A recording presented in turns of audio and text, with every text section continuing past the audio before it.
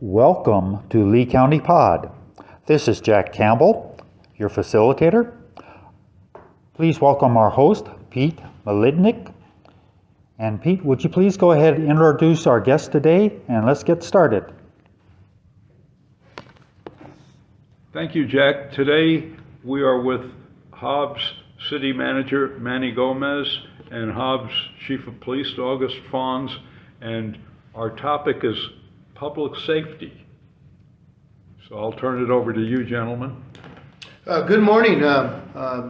Thank you, Pete and Mr. Campbell. I'm Manny Gomez on behalf of the City of Hobbs. We thank you for the opportunity. And I'm August Fons. I'm Chief of Police, and again, good to meet you, Mr. Campbell. I haven't met you before, and I know Pete from a long time ago from out of college, so it's a pleasure to be here, and thank you.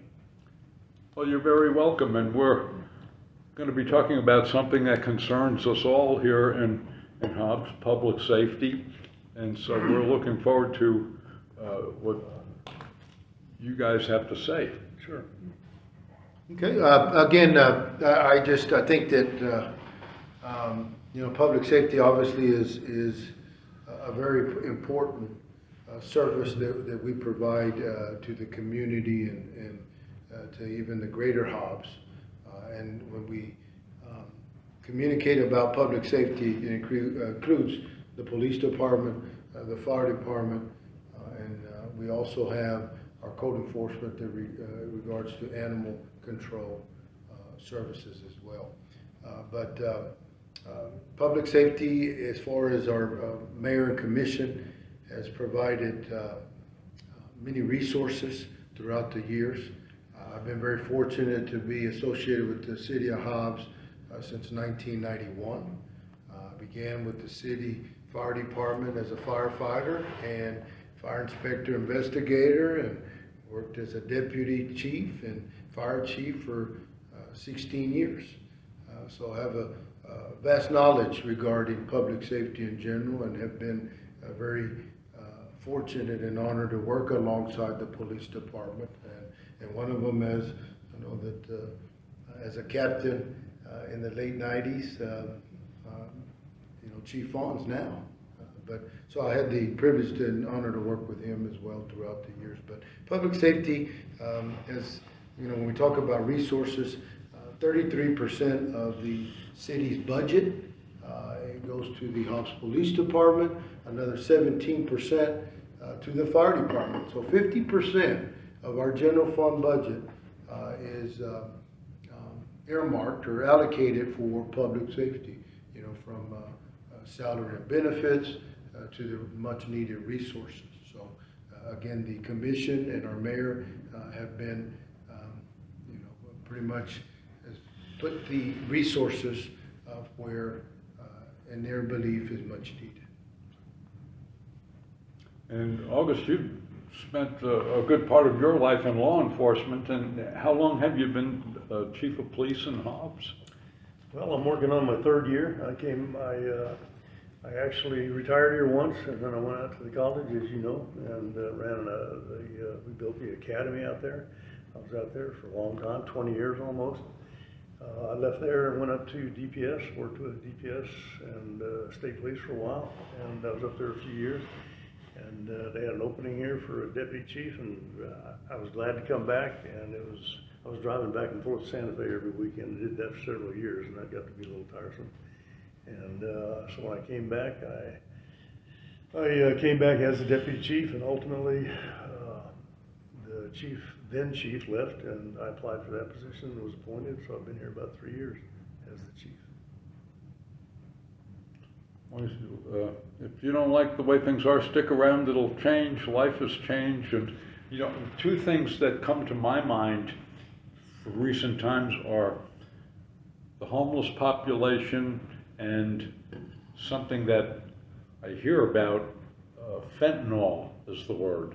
You know, does fentanyl have much of an impact here on crime? Because I'm, you know, as a citizen, I'm really concerned, as many people are, about the prevention of violent crime and property damage.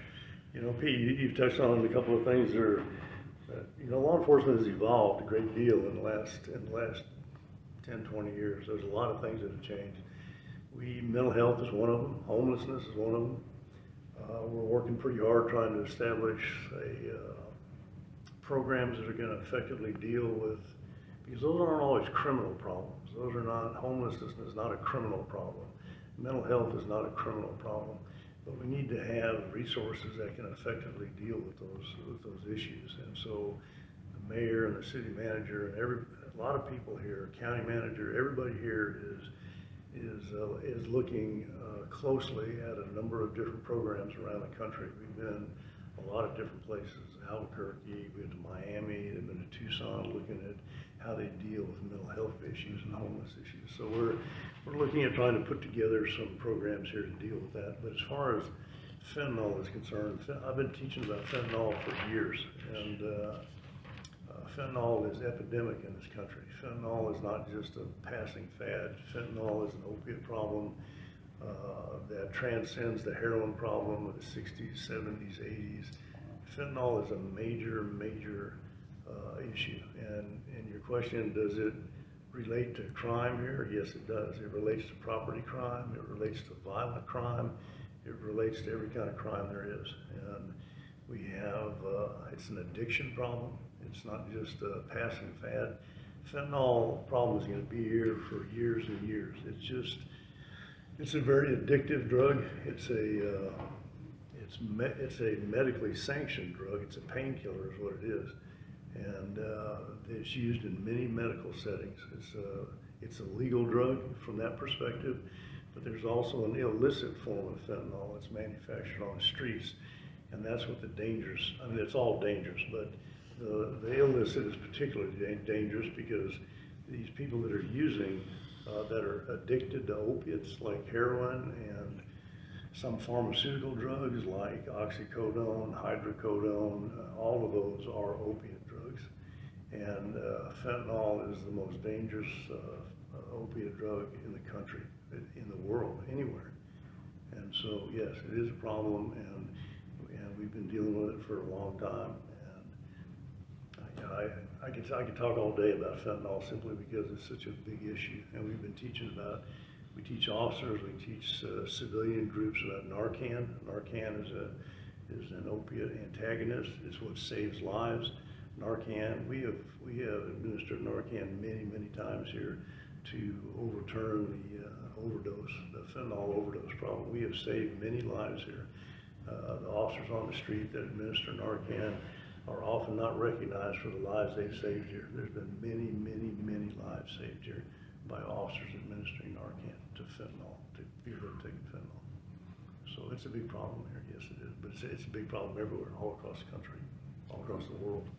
And great point, and obviously the chief is an instructor and subject matter expert in what you just asked regarding fentanyl. So, but you know, I recall the days in the early '90s that the fire department on the ambulance was administering Narcan.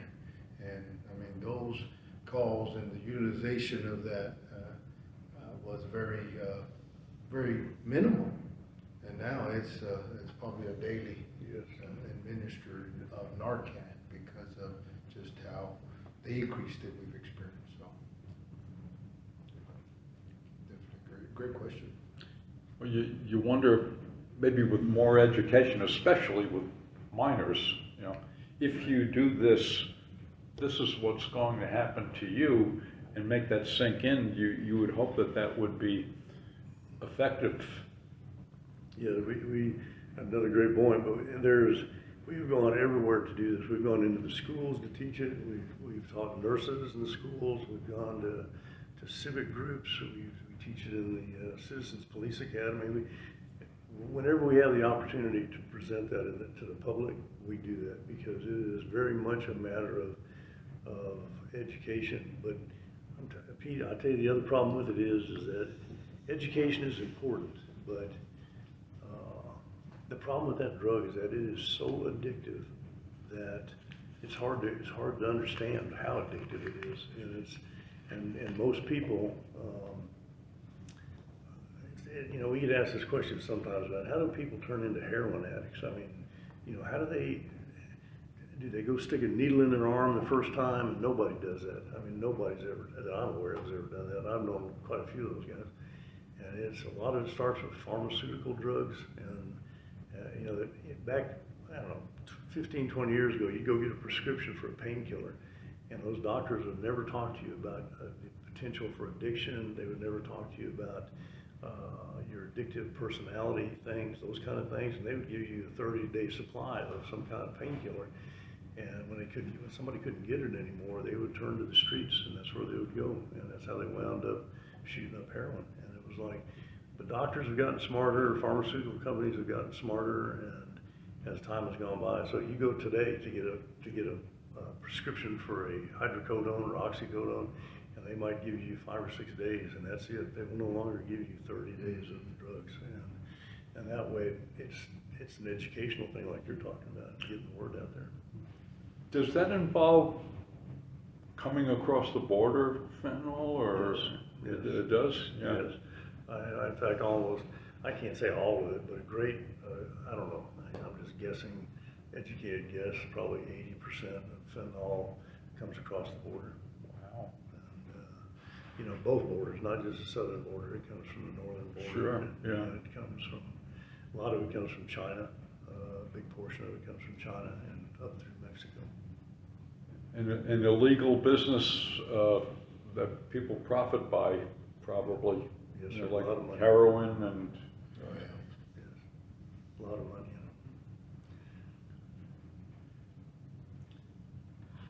in it. And I would think, you know, certainly for law enforcement, just from what I can surmise, some of the most dangerous situations for law enforcement involves domestic violence cases. And if you have people fueled by fentanyl or methamphetamine, or I don't know, maybe heroin, that could make it. It can. All these situations, of course, they vary. All of them vary. But you know, the thing about opiate drugs like fentanyl and heroin are, in order for a drug to be an opiate drug, it has to do 2 things. It has to relieve pain, and it has to induce sleep. If it doesn't do those 2 things, it's not an opiate drug. So methamphetamine is not an opiate drug, and most people that, when they're on some type of like heroin or fentanyl, they're usually very non-aggressive. They're very calm. They want to go to sleep. They don't want to fight. They don't want to do those kind of things. But with fentanyl, I mean not fentanyl, with methamphetamine, you get a whole different story, because methamphetamine is a stimulant drug. And if that person has access to, well, certainly a firearm, but even other weaponry, they can be an accident waiting to happen, Yes, or a tragedy waiting to happen. Absolutely. You both are long-term residents of Lea County. How has the landscape changed in terms of law enforcement and public safety over your tenure in Lea County? What do you see as different from when you first arrived to today? Do you want to talk to that? I can tell you from a law enforcement perspective, in my view, the biggest change has been the increase in mental health and homelessness, more than anything else. You know, crime is crime. Crime's been around a long time, whether you're talking about robberies or murders or whatever, you know, but and some crimes ebb and flow, you know, like shoplifting. Shoplifting has taken on a whole new life this last couple of years, and there have been substantial increases with that. And subsequently, there's been some legislation passed to deal with serial shoplifting and those kind of things. But the biggest difference between when I started and today is the almost, it's astounding to me that the number of mental health issues we have and the number of homeless people that we have. You know, when I first started, we never had any of that. We didn't see any homeless. We had very few, and mental health wasn't the issue it is today. Some of that, I think, has been brought on by drug use. I mean, drug use has precipitated a substantial amount of homeless and even possibly mental health issues. I'm not a medical doctor, so I can't positively say that, but I believe that from what I see and what I've experienced over the years. But I think that, you know, heroin's been around since the 1800s, and so this talk about it's going to go away anytime soon, it's not going to go away. It's going to be years until we're gone, and until our children are gone, because the addictive problems with it, the resulting mental health issues. And we've seen people, as I go around the state, I see so many people that have, I don't know how to word this exactly, but it's difficult to, you can't say that that person is going to be a heroin addict and that person's not. I mean, it transcends all types of personalities. It can be a medical doctor, it can be a lawyer, it can be a school superintendent. And so I think that, you know, we really work pretty hard not to tunnel vision into some kind of people, because it's important that we look at the big picture. And our biggest challenges right now are with law enforcement. And you talk about the change. Another change we have is with recruiting and with retention of police. You know, back when I first started, you might have 500 applications for one position. Everybody wanted to be a police officer. It's very difficult to get into this job. And now, nobody wants to be a policeman. And the very same thing is happening with the fire service. And I'm not to speak to the fire service, but it is. And part of the reason is changes in criminal justice reform has something to do with it. Some perceptions about what's going on with criminal justice reform. There's some perceptions by police that all this defund the police, and that they're under a lot of criticism all the time, no matter what they do. You know, people are, officers sometimes feel like we can't do anything right, because no matter what we do, somebody's gonna be on top of us over. So it's getting difficult to recruit police, and good police. I mean, people that we vet and we want in there. And so that's another big issue with us. And the city manager and the city commission have been great with us. We have so many things here. You know, we got great equipment, we got a great facility, we got a lot of good things here. But it's not about that anymore. It's kind of about a mindset. And so we're seeing difficulty in recruiting. We're trying to address it the best way we can, but it's just a difficult problem, not just here, but everywhere. And so we've made a commitment to develop some programs to deal with the mental health, and I think you'll see probably in the next couple of years, you're going to see some facilities come on board here, I think, to deal with that. And it's not just the city, we're all on board with this. We all have a vested interest in fixing this problem. You know, no matter who it is, the community, the county, the hospitals, I mean, all these social service agencies like Option and Sherry's House, so all those places are critically important as we move forward. So I don't mean to go on, but those are the major changes that I've seen. And I would concur with the chief. I think nationally, the recruitment retention piece, I think in a recent reading was about 52% was the 52% throughout the country had an issue with recruitment retention. So it's not only a Hobbs issue, but definitely a national issue. And what we have done is obviously, we provide a career development path at the police department. We provide through a competitive compensation and benefit packages. We also have each and every day we work to foster a positive work environment, which is extremely critical. And I think that the chief said it. It's a community collective solution. I mean, we got to do, as we do community policing, it's got to be reciprocated for the police department. But I think a lot of the concerns in recruitment and retention have to do with a lack of support or lack of trust in the law enforcement. We just went through a debriefing on an accreditation process that the police department had received very high marks in all competencies they were measured and reviewed, but also the fact that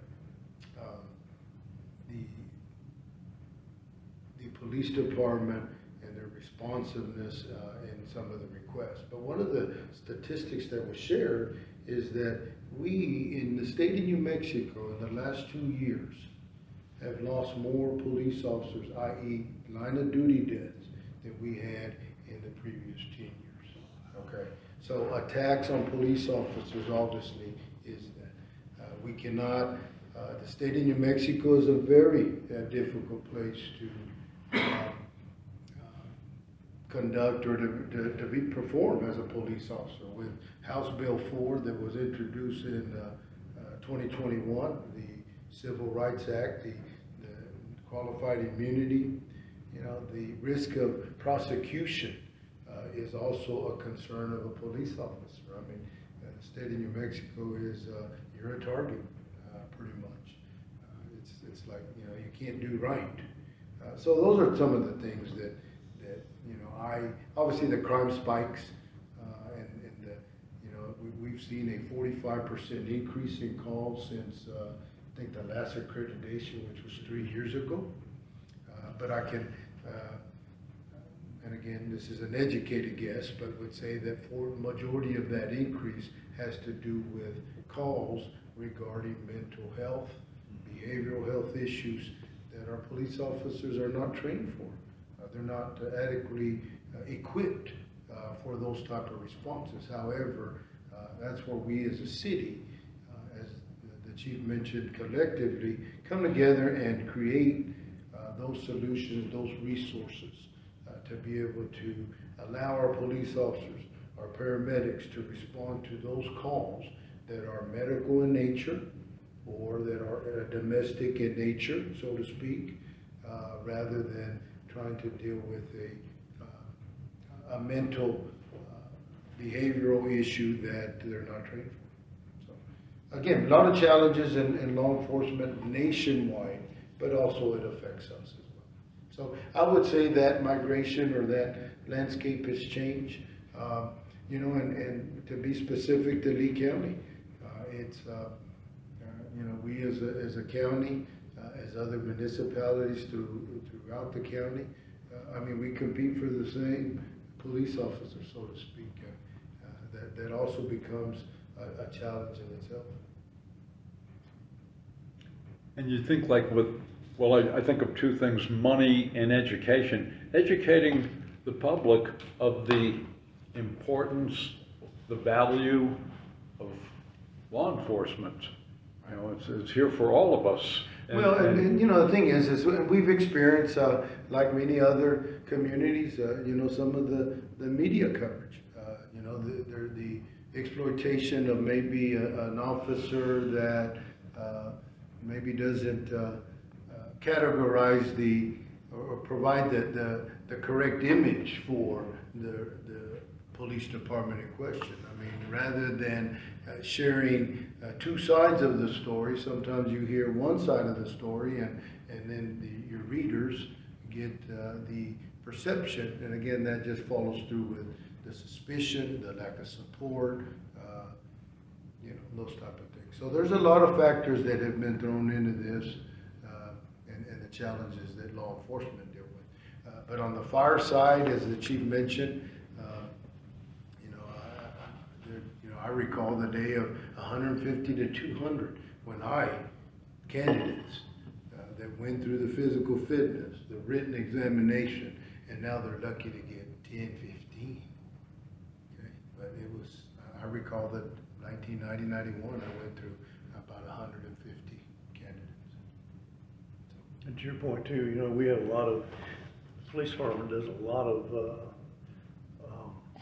community events to get that word out. You know, we do, even like we talked about, like we just started a police academy this week and it's completely full. You know, and that's a lot of people have an interest in what are we doing. You know, they want to find out how does this work. You know, because sometimes there's a misperception, whether it's to, you know, TV or media or wherever it comes from, there's a misperception about how law enforcement works. So we're seeing more and more people wanting to come in and say, show me and tell me and take me out there. Let me look at this and let me experience it. And that helps a lot. And so we do those. We do events out in the community with children, with whether it's our packed events, which is police and community together. We go out there and meet with children and meet with parents. And, it's just a good time, kind of a picnic, cookout kind of thing. But again, it's an opportunity for us to interact with the community, which, when I first started, we didn't do any of that. I mean, it was like, there was no community interaction. And that's another way I think law enforcement has changed in a great degree, is that we have come to understand the importance of community-oriented policing. It's not just about going out and arresting bad guys. I mean, I get that we're supposed to do that. That's our job. But another part of our job is educating the community so they understand why we do what we do, and they don't get this. They don't make the wrong judgments about. Police are always out beating people up, or they're always doing the wrong thing, or they're out there shooting people all the time. That's not what's happening out here. There's a lot of times I can tell you that the men and women out here, when they find homeless people, they're giving them money, they're going and buying them food. That's not a part of our job, but they go do it anyway because they care about those children. You don't see that in any report, you don't see it on the news, but these officers are doing it almost every day. And it's like, because we don't have the facility to do that sometimes, we don't have somewhere to take them, so these officers are trying to help out, and they're taking money out of their own pocket, just like you pull out a $20 bill and give it to somebody and say, go buy yourself some lunch, and then they go back into service.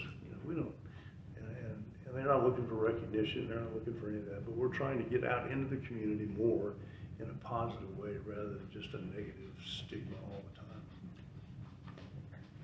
And just a point to counteract the sentiment of defund the police, consider in so many situations the presence of a firearm is there to protect everybody.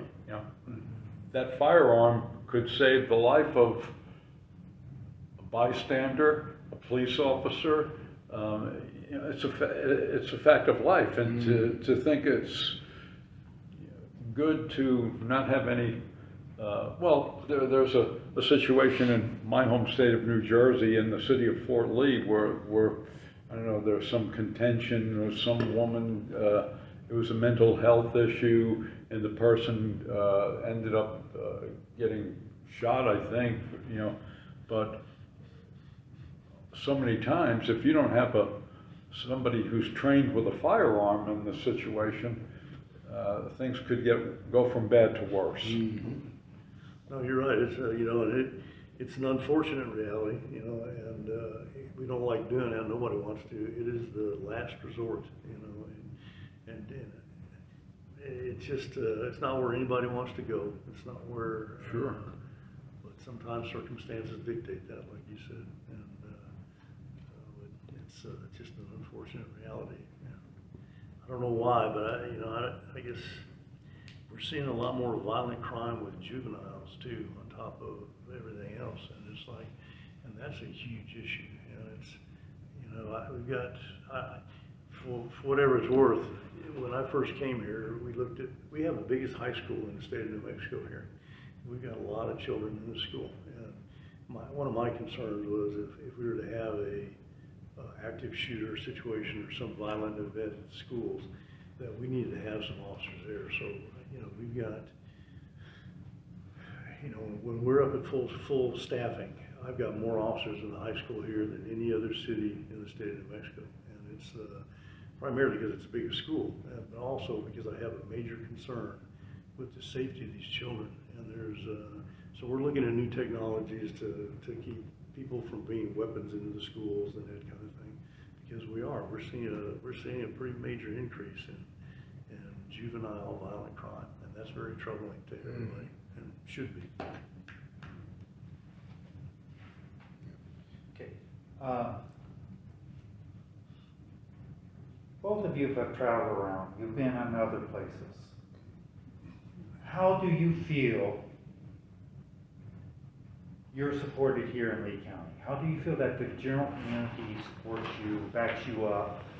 Or do you feel like, generally like in Albuquerque or other metropolitan areas, people don't care. What's your perception of that? From my, again, with my time with the city of Hobbs, I think we have full support. I think our support in Hobbs and Lea County for law enforcement, for fire department is in one of the tops, in my opinion. But again, it's from one day to the next, again, depending on whatever issue it is. But I think for the most part, I feel that we have the full support, because I think that, and I look at it as the support that we get from our elected officials that represent their constituents, and by placing, the funding and 50% of that budget going toward the resources of law enforcement, I think that's the first thing. I mean, they demonstrate that they're able and they're willing to provide the best of the best. When you start looking at equipment for HPD and the fire department, top notch. And you have a police department that's highly recognized in their accreditation. You have a fire department that has a ISO rating of 2. So again, the demonstration there and the support from the community obviously is there. Now, obviously, could we do better in some of the, as I mentioned, in some of the issues and the concerns that we hear about, we talk about? Oh yes, but again, that's everywhere. But I would say that overall, the county of Lee, the city of Hobbs, fully supports our public safety. I couldn't agree any more with that. And I tell you, and I think it's substantiated. It's just not my opinion, because in my own experience, I've been around. I've seen a lot of police departments around the state. I've been to a lot of them. Maybe not every one of them, but I've been to an awful lot of them. And I've worked with the state. I've worked here. I've worked in the training environment out there with the college. But I can tell you that we have, just as the city manager said, we have so much support here that it's almost unheard of. I mean, compared to other places, and it's like, and again, it's a collaborative thing. It's not just us by ourselves. It's everybody coming together and going, hey, we got this problem. How do we address this? And I think that lends itself to a good thing. The problem we have sometimes is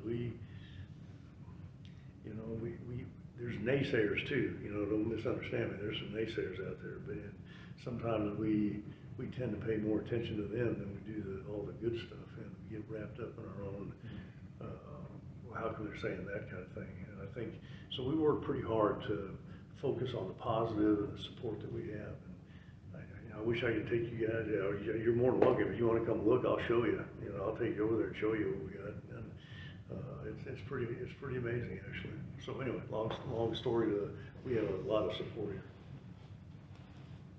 One thing that comes home to me is the importance of recruiting, because as a citizen, I want police presence, and I'm sure I'm not alone, but it's so important to get those qualified people and to keep them, and compensate them, Yes. City manager we just had a meeting the other day, and he was telling me that recruiting is an issue for sometimes reasons that are beyond our control, but it's like the retention is something that's important to us, and that's what Manny said when he was talking to me. He said we need to focus on this retention issue. Recruiting is important, no question, but we need to focus. Once we get them here, we spend a lot of money training them. We spend a lot of money trying to get everything squared away and make sure they're here. We don't need them to leave a year later, or go somewhere else. So retention is a key thing for us, and we're trying to look at that through different avenues, whether it's I don't know, a lot of things like ward balance. The city has always talked about the importance of ward balance, and as I look back over the years back there, you guys were talking about what was so different back when. Well, we didn't care too much about ward balance back when I was young. It was just work all the time, and And that's changed, you know, this whole city, the commission, everybody encourages us to have a good work-life balance, so we don't get so stressed out over this job that we just don't wanna do it anymore. But then compensation's an issue, and, the city commission just addressed that to some degree, and we're still in talks about that, trying to figure out how do we keep people here. It's not all about money, but money is a part of it. And so we gotta look at that, and we gotta look at, like, again, not to be redundant, but Manny talked about make sure we have a positive work environment the best we can, because both of these jobs, I don't care, fire, police, they're tough jobs, man. There's a lot of stress involved in that. You're dealing with stuff every day that's difficult to deal with. A lot of hard decisions have to be made, life and death, firemen, ambulance, those guys go out there and do some difficult stuff, man, stuff that I could never do. And so we gotta focus on that. You're right, absolutely right about that. Retention is key. Yep. And again, I think that the chief said it well, but, you know, retention is more economical. I mean, obviously, we send our non-certified police officer to the academy. It's a 16, 17-week academy. Fortunate to have the New Mexico Junior College here. So, as the chief said, that just recently began, and so, you know, we have five cadets that are going through that. Again, there has been an increase, believe it or not, in the number of candidates and applicants in law enforcement in the state of New Mexico in the last couple of years. So the number of applications that we have going through the city of Hobbs obviously is, you know, we're seeing a steady flow. But the key is retention, is keeping those individuals here. And what I always communicated to staff at the fire department is that we need them to catch the bug, so to speak, to be able to retain that. So how do you retain those? Obviously, we've talked a little bit about, you know, having that career advancement. And if you look behind you on this wall, we have our different goals throughout our organization. And, you know, we have in the governance goals, we have career development plan, we have succession plan, we have constantly reviewing the compensation plan. If you look over here on fiscal goals, the very last one is take care of employees. And those are some of those little sticky notes are some examples of what we've accomplished thus far. The 8% COLA, longevity pay, retention pay, well-being and wellness, insurance. Now, in law enforcement, along with the fire department, in the police officer and sergeant level, they're a collective bargaining, they're a union. So they advocate, they negotiate for their compensation and benefits. Okay, years ago, that decision was made, and then they negotiate their salaries, along with the fire service. The fire department, firefighter, up to paramedic, they also are union, and they negotiate every 2-3 years for their compensation and benefit package. But again, it's a negotiation. We understand as a city the importance of, again, a competitive salary and a competitive benefit package. And again, keeping them and through a retention concept, real important. But as the chief said, you know, to all department heads, it's more of a leader shifting, is we have to be able to, day in and day out, be creative, innovative on how we're, i.e. recruiting, but also more so what emphasis we're putting on keeping those employees here. As you know, the police department currently is what, 15-20 short of Yes, sir. We're about 20 positions. short. And again, that's you know, as you talk about what has been mentioned in some of the landscape and change, historically, the police department and the city of Hobbs has always had vacancies. It's not a new thing. Oh wow, we've got 20.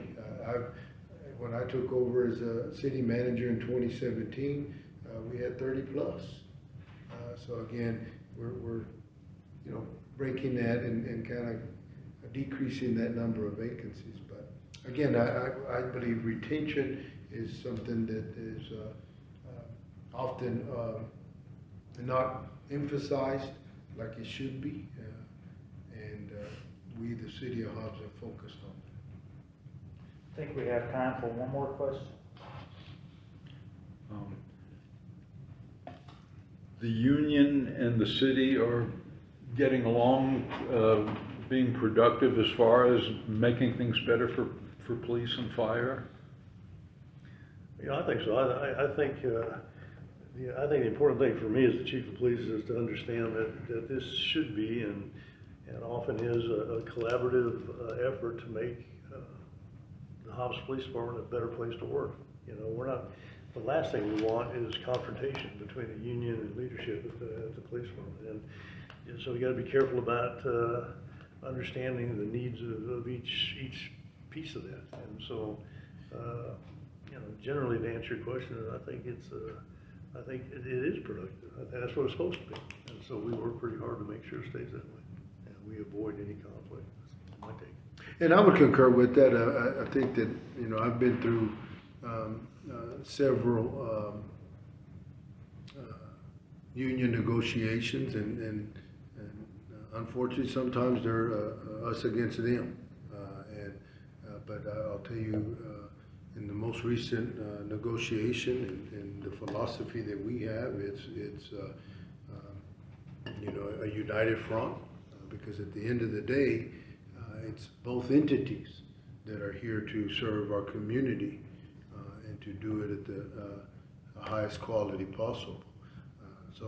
But there's no secret that a negotiation of sort, we go in with this and come out, I gave something up, but I also benefited. So it's a give and take, a negotiation. It's not, we're not going in there expecting to win everything, and vice versa.